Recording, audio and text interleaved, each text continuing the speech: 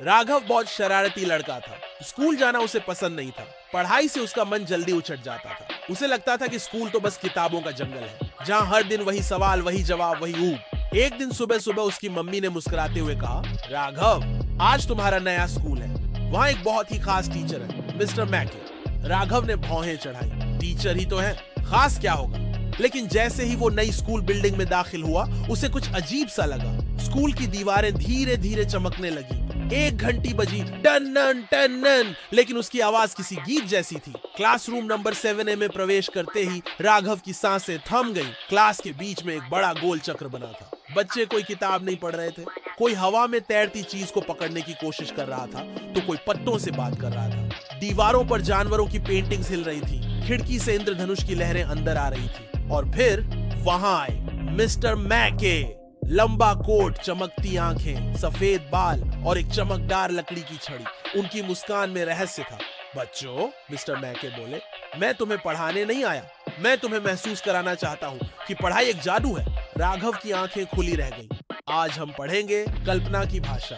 उन्होंने छड़ी घुमाई और अचानक पूरे क्लासरूम का फर्श गायब हो गया। अब सब बच्चे तैरते हुए एक बादलों के मैदान में थे। यहाँ हर शब्द तुम्हारा पंख है, मिस्टर मैके बोले। कल्पना करो, एक गुलाबी हाथी जो चांद पर झूला झूलता है। राघव ने अपनी आंखें बंद की और वाकई उसे एक झूला दिखा, चांद के नीचे लटकता और उस पर एक गुलाबी हाथी मुस्कुराता।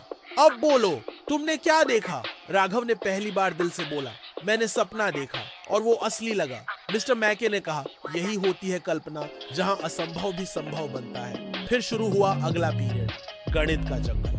मिस्टर मैके ने बोर्ड पर एक दरवाजा बनाया और सब बच्चे उसके भीतर चले गए। अब वो एक जंगल में थे, लेकिन ये कोई साधारण जंगल नहीं था। यहाँ पेड़ संख्या में बढ़ते थे। एक पेड़ में 2 टहनी थी, हर टहनी में 2 और शाखाएं, फिर 4, फिर 8।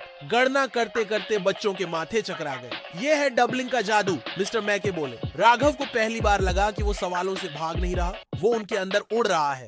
अगले दिन मिस्टर मैके उन्हें इतिहास की नदी में ले गए। बच्चे कागज की नावों में बैठे और बहते हुए समय की धारा में चले गए। वो अशोक सम्राट के दरबार पहुंचे, फिर अकबर और बीरबल की कहानियों में उतरे, फिर स्वतंत्रता संग्राम की लहरों से गुजरे। हर कहानी की लहर बच्चों के दिल में उतरती गई। राघव अब हर दिन स्कूल जाने को बेचैन रहता। वो जल्दी उठता, तैयार होकर क्लास 7A की ओर भागता।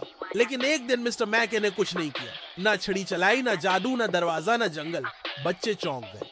क्या आज कोई क्लास नहीं? किसी ने पूछा। मिस्टर मैके मुस्कुराए। आज तुम जादू बनाओगे? राघव चुप था। वो सोच रहा था, क्या वो खुद कुछ बना सकता है? फिर उसने अपनी कॉपी उठाई और एक कहानी लिखनी शुरू की। एक लड़का जो बादलों पर चलता था। जैसे ही उसने पहली लाइन पूरी की, उसकी कॉपी से धुआं सा उठा और सामने एक लड़का बादलों पर चल रहा था। सभी बच्चे तालियां बजाने लगे।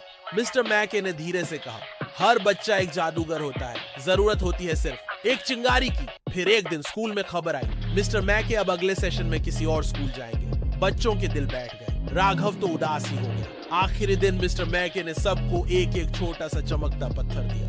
ये है तुम्हारे अंदर की चमक की निशानी, उन्होंने कहा।